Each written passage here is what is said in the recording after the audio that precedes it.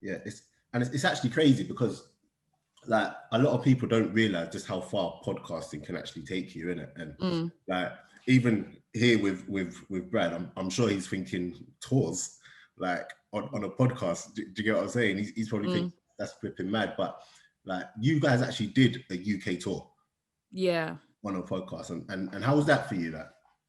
That was sick. Like we would probably do it this time last year. We'd probably just wrapped it up.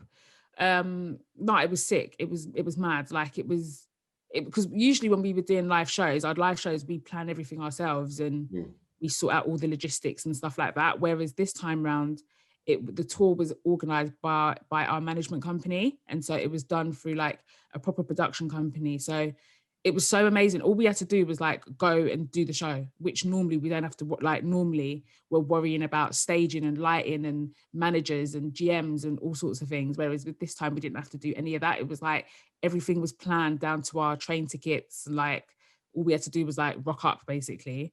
And it was amazing. Like all the logistics were taken care of. And it was, I think like doing the tour, we got to like see our audience outside of London, because usually when we do live shows, they're always in London, and our national fans, they'll come to London to see a show, whereas this time we were going to them. So when we went to places like Glasgow and like Manchester and Liverpool and stuff like that, and we could see all the listeners there that like, can I swear on this?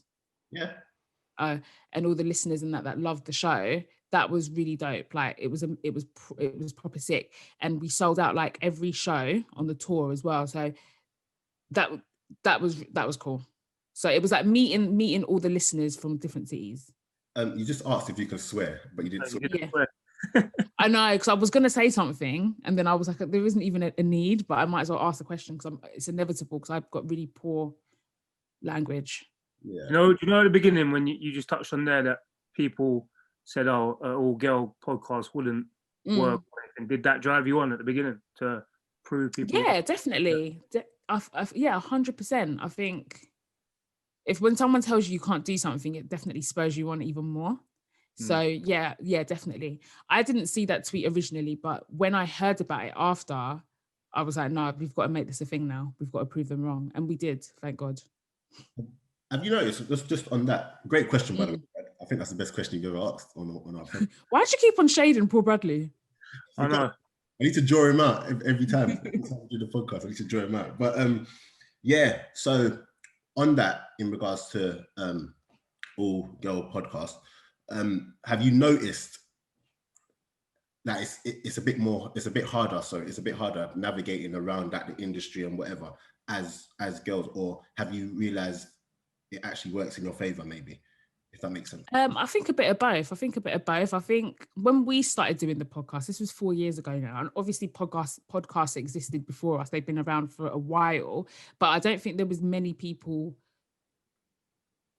We didn't have many peers doing it, so sometimes it is a bit like awkward, like going into certain spaces, because it is still like heavily dominated by older white guys, and so you've got these like 3 black and brown women that we're not refined. We don't have any media training. We don't have any experience. We're just here, just talking.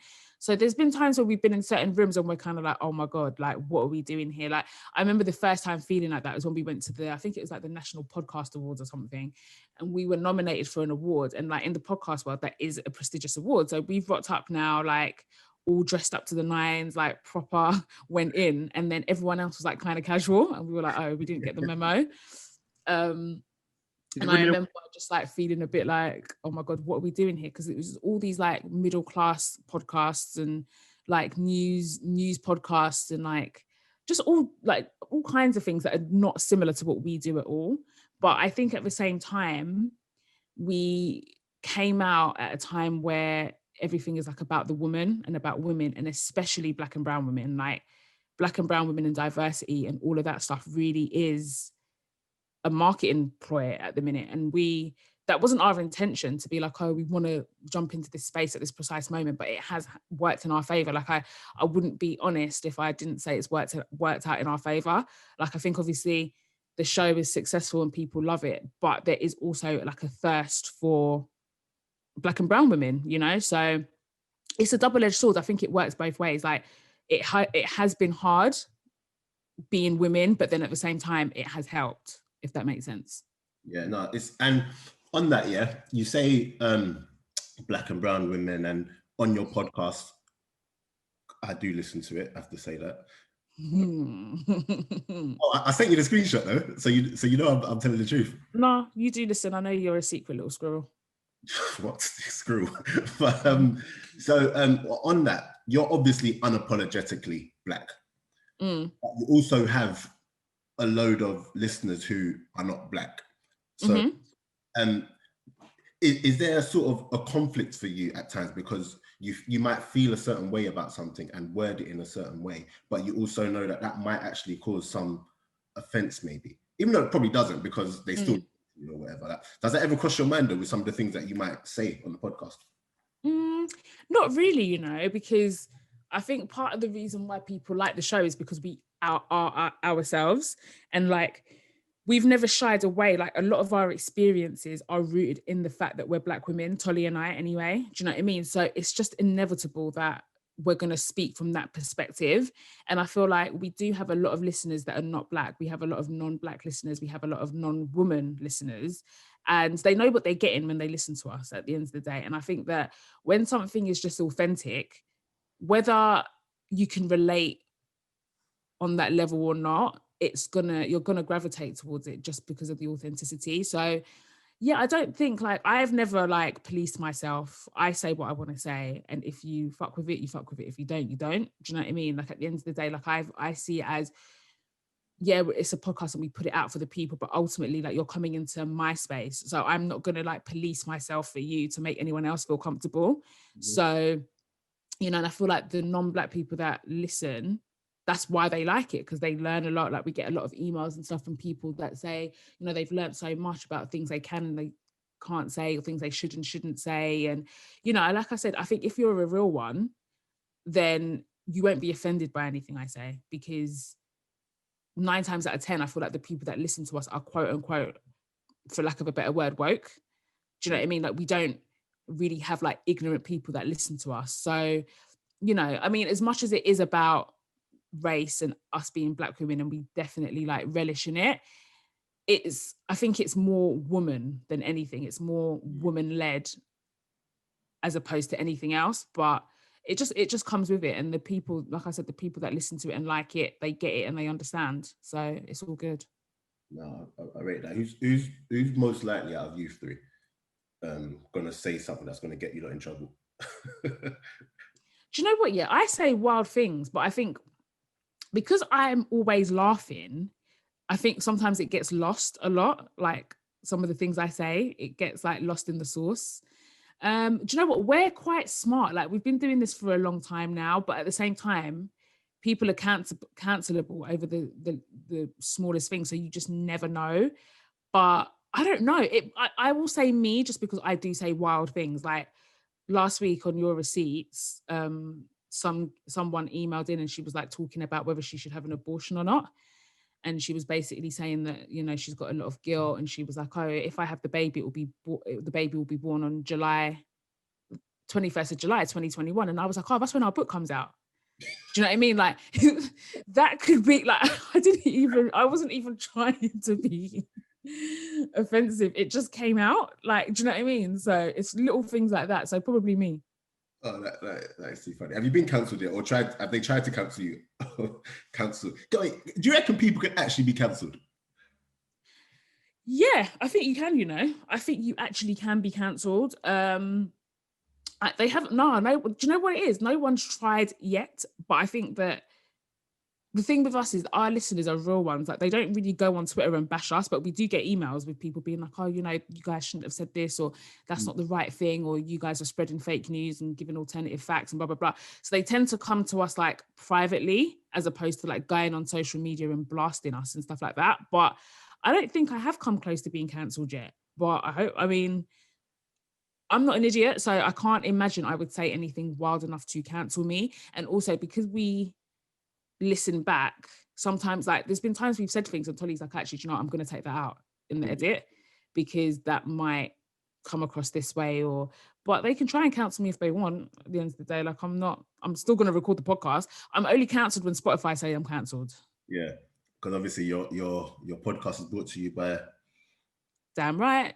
Once Spotify say I can't record anymore, then I'm cancelled. But until that day comes, no one on Twitter can cancel me. I don't care what they say. Yeah, to be honest, I asked that, but I don't think I only know one person, really and truly, who's really been cancelled. That comes fresh to my mind, and that's obviously the whole Wiley thing, but which I didn't agree with. But anyway, yes, I don't think you absolutely could be anyway. But you touched on your book. Mm-hmm. How did that even come about? Like when I saw it, I was just like, bloody hell, book. Like, what's that gonna be? What's that gonna be about? It's crazy. So the book is a receipts book, so it's like fully written by us. There's no ghostwriters involved. We're writing it all ourselves, and it's just basically going to be about us. Like, it's called Keep the Receipts, and it's just our life experiences, like our advice, like things we would tell our younger selves, that sort of thing. So kind of self-help, but not really. It's similar to what we do on the podcast, except for it's the written version. That's it. But it's going to be good. Like, we're digging deep, and the deal came about because Headliner, who were producing it, shout out to them, they approached us and they were just like, oh, we think that you guys would be great authors, and they really get us, because like every time we're in meetings for anything, it has to make sense, and Headliner were the best people for it. And so now we're working with them, and it's dope. Like, I'm really excited. We're in the middle of writing it now, and it's hard, but I think it's going to be worth it in the end. What's the hardest part of writing this book? Is it just trying to remember stuff? Or? Yeah, like sitting down and actually doing it, because I haven't written anything in so long. The last time I wrote this much was probably my dissertation at uni, which was a long time ago. So actually sitting down and finding the time to like write all those words and having a word count and having a deadline and stuff like that is quite hard. But also just like thinking of things to say, because we're trying to not repeat ourselves, things we've shared on the podcast. Like, we want it to be brand new content. So so that just means that you kind of have to just dig a little bit deeper. But that's probably the hardest thing. It's like being not shallow for a day, like really digging deep. Yeah, and it's a weird one, because you obviously have quite a few like younger followers, younger supporters and everything. So what would you actually say to like younger people trying to navigate or younger women, let's say, trying to navigate their way through life, and and they might be struggling with life or whatnot? Like, what's your best piece of advice you can maybe give them? I always say, like, I wish I spent more time in my early 20s, like actually figuring out what I wanted to do with my career. I mean, I guess everything works out the way it's supposed to in the end, but I really wish I just like honed in on my career, because I feel like I spent way too much time in my 20s chasing guys. And I always say that, like, I was always chasing boys all over town. Like, that was like my favorite thing to do. If I wasn't chasing this boyfriend, I was chasing that one, and just really making men the center of my life in my early 20s was all I knew, and that's all I did. So if I put like half as much energy into my career at that time that I did, because I really wanted to be a writer, like that's what I wanted to do. I wanted to be a journalist. After I finished at uni, I did a journalism course, and that was the goal. But I feel like I didn't really try hard enough to get into the industry.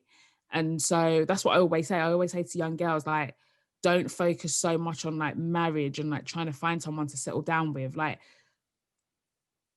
concentrate on you and like enjoying your life, enjoying your 20s, because it goes so quick. Honestly, I mean, I'm 34 now, but I remember my 20s like it was yesterday, and it just went so quick. And so I always say that to them all the time, like, travel, experience life, do what you want to do, like stack your money, concentrate on your career, figure out what your goals are, and just really try and like plan life, like, and enjoy it, and just try to decenter men, because I feel like I centered men so much, and all I wanted to do was, I proper thought I was going to be like married at 25 and all of this shit, and I spent too much energy doing that as opposed to doing things that are actually productive in life. So that's what I say to them, and that's what I always say.